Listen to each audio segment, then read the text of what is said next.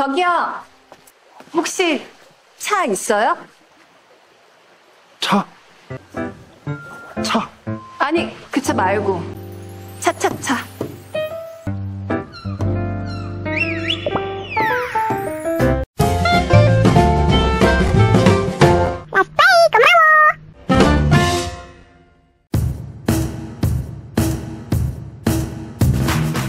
Yoon Hae-jin adalah seorang dokter gigi yang cantik. Meskipun sangat realistis dan disiplin, tapi dia orangnya hangat dan selalu merawat pasiennya dengan baik hingga tuntas. Seperti biasa, hari ini Hae-jin memberikan perawatan gigi kepada pasiennya sesuai prosedur. Pasien itu berterima kasih karena Hae-jin memberikan tindakan seperlunya sehingga dia tidak mengeluarkan banyak biaya. Berbeda dengan pasien, senior di kliniknya justru menentang perbuatan Hae-jin. Senior itu selalu memberikan tindakan dan biaya tambahan ke pasiennya demi keuntungan. Dia menyalahkan Hae-jin karena tidak memberikan tindakan tambahan sesuai keinginannya, dan perdebatan antara mereka berdua tak dapat terhindarkan hingga Hae-jin memilih untuk keluar dari klinik. Setelah kejadian itu, tak ada klinik ataupun rumah sakit yang mau menerima Hae-jin. Di hari ulang tahun almarhumah ibunya, Hae-jin pergi ke daerah Gongjin untuk mengenang sang ibu sekaligus melepas penat. Dia duduk di tepi pantai Gongjin sambil mengingat momen bersama ibunya saat di pantai itu. Tak lama, Hae-jin sadar bahwa sepatu mahalnya hanyut terbawa ombak. Hae-jin yang panik tiba-tiba didatangi seorang pria yang memberikan satu sepatu yang dia temukan saat berselancar. Hae-jin yang pada dasarnya orang blak-blakan langsung minta tolong untuk dicarikan satu sisi sepatunya lagi.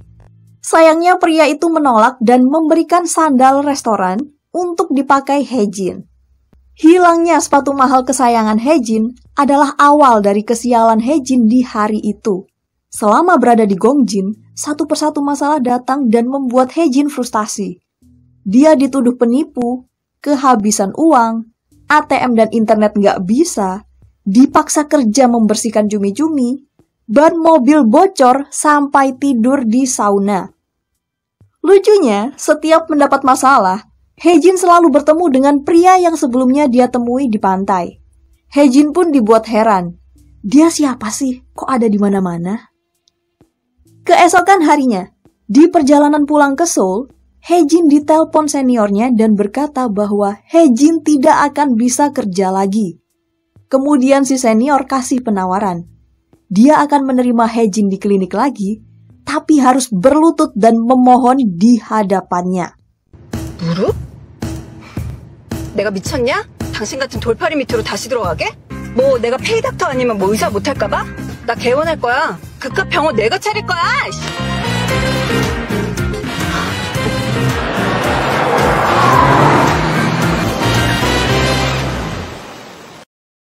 Begitulah, keputusan yang diambil Hae-jin dalam hitungan detik itu akhirnya membuat dia pindah ke Gongjin.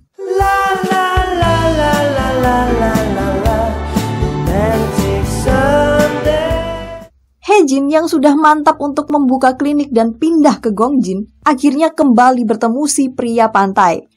Dia adalah orang yang mengatur sewa klinik dan rumah yang akan ditinggali Hae-jin. Lagi-lagi Hae-jin heran. Orang ini udah kerja di kafe, pasar ikan, sauna, sekarang jadi agen properti. Tak lama, pria itu akhirnya mengungkap identitasnya.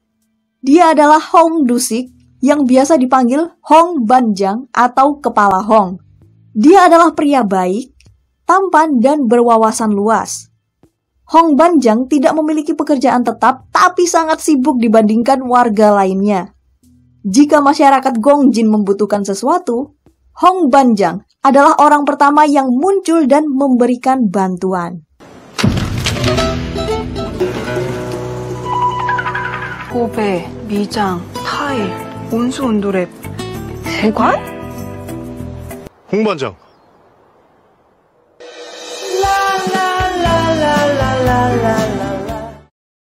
Di awal kedatangannya, Hae-jin sulit beradaptasi. Masyarakat Gongjin bahkan menghindari Hae-jin karena kata-kata Hejin selalu menyakitkan hati mereka, meskipun Hejin tak bermaksud demikian.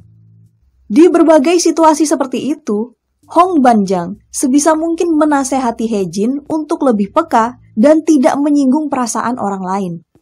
Hong Banjang juga tidak membenarkan sikap Hejin yang sering menyangkut pautkan latar belakang dan kedudukan sosial dalam kehidupan bermasyarakat. Seiring berjalannya waktu, Hejin mulai terikat dengan warga Gongjin. Hejin juga semakin penasaran dengan sosok Hong Banjang yang selalu ada untuk membantunya, meskipun ujung-ujungnya mereka pasti bertengkar. Serunya love-hate relationship antara Hejin dan Hong Banjang gak kalah seru dengan berbagai kisah kehidupan warga Gongjin. Di balik keceriaan dan keramahan mereka, masing-masing memiliki masa lalu yang pahit dan mencoba bertahan atas dukungan sesama warga Gongjin. Meskipun kekeluargaannya kental dan segala informasi cepat menyebar di antara warga, tapi ada 3 misteri Gongjin yang belum terpecahkan hingga saat ini. Salah satu misteri itu adalah tentang Hong Banjang. Setelah kuliah di Seoul, Hong Banjang menghilang selama 5 tahun dan kembali dengan keadaan kacau. Berbagai rumor menyebar tentang apa yang pernah dilakukan Hong Banjang saat itu hingga dia memutuskan untuk kembali ke Gongjin. Mulai dari dugaan menjadi mata-mata Korea, menjadi agen rahasia, dikurung di rumah sakit jiwa, hingga dipenjara karena membunuh orang. Setiap ditanya tentang rumor itu, Hong Banjang selalu diam, tak pernah mau menjawab dan mengalihkan pembicaraan. Dia juga tak pernah mau terlalu dekat dengan orang, memelihara hewan, atau mengurus makhluk hidup. Tak hanya itu saja, hampir setiap hari Hong Banjang bermimpi buruk, menangis tiba-tiba, dan rutin datang ke psikiater. Apa yang sebenarnya pernah terjadi pada Hong Banjang? Apakah warga Gongjin termasuk Hejin bisa menerima masa lalunya?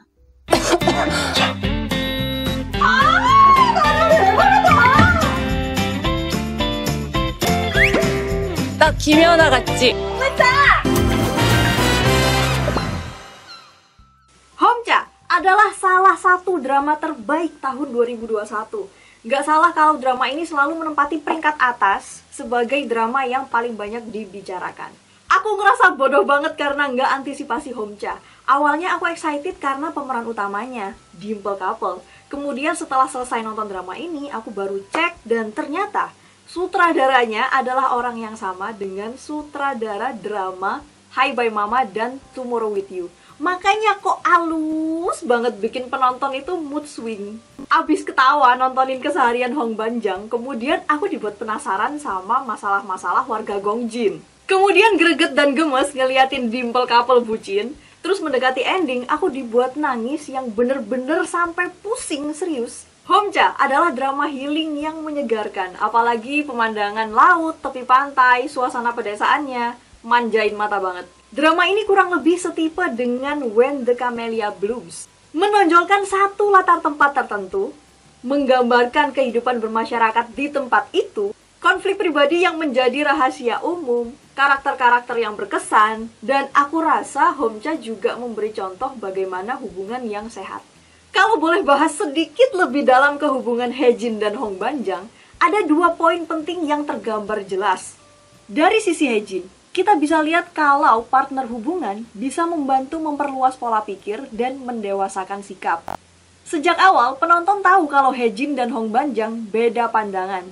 Mereka bertengkar, kasih tahu salahnya apa, merenung sebentar, lalu minta maaf dan saling terbuka lagi. Dari sisi Hong Banjang, kita bisa ambil pelajaran kalau pasangan yang tepat bisa membantu keluar dari keterpurukan masa lalu dan berdamai dengan diri sendiri. Selain mereka berdua, masalah-masalah yang dihadapi warga Gongjin juga menyinggung seputar kesehatan mental. Kejadian-kejadian di dalam hidup mereka meninggalkan bekas dan berdampak pada perilaku mereka saat ini. Kemudian, dukungan dari orang-orang dan lingkungan sekitar sangat membantu dalam proses penyembuhannya. Secara garis besar, Hongcha mengingatkan penonton bahwa manusia adalah makhluk sosial. Itu udah harga mati. Jadi kita harus selalu menghargai keberadaan orang-orang di sekitar kita.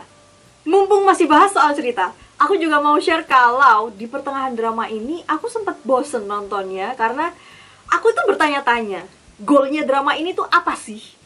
Karena masalah tentang Hong Banjang nggak seberapa di blow up di awal. Kemudian soal hubungan dimple couple, aku yakin mayoritas penonton udah bisa nebak kalau mereka bakal jadian. Terus klimaksnya apa?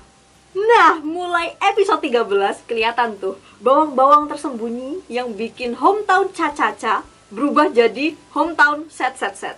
Selanjutnya, aku juga masih nggak paham apa alasan penulis naskahnya menyelipkan cerita tentang si nenek yang tiba-tiba meninggal dunia. Apakah untuk memperkuat karakter Hong Banjang yang selalu ditinggalkan oleh orang-orang di sekitarnya? Atau kasih pesan ke penonton bahwa perpisahan itu wajar dan bisa terjadi kapan saja? Dari segi akting, aku rasa pemeran-pemeran penting di Hongcha semuanya berakting dengan baik karena masing-masing karakter yang mereka perankan kesannya kuat ke penonton. Shin Mina, dia emang ratu bucin. Gak ada canggungnya sama sekali kalau nempel ke Hong Banjang. Tapi meskipun begitu, dia bisa menampilkan kesan wanita mandiri di karakter Hejin dengan sangat kuat. Dia nggak ragu dalam membuat semua keputusan atas hidupnya.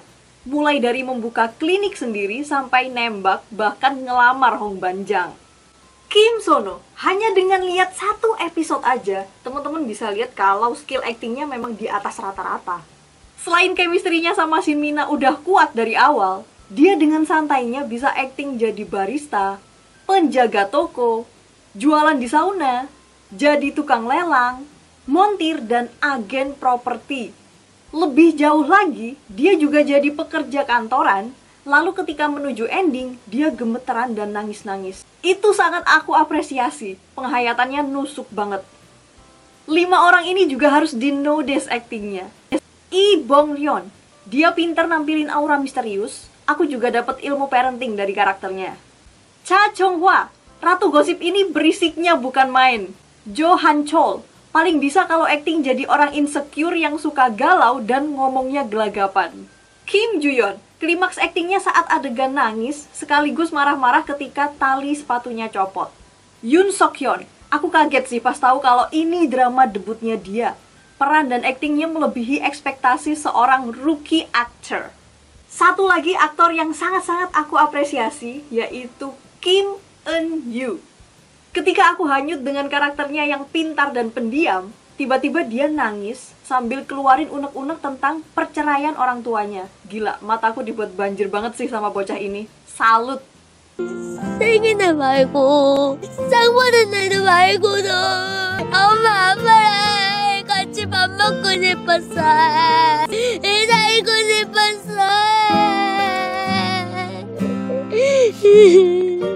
Dari segi sinematografi, drama ini nggak pakai editing yang rumit. Mereka lebih menonjolkan pengambilan gambar yang beragam meskipun di tempat yang sama.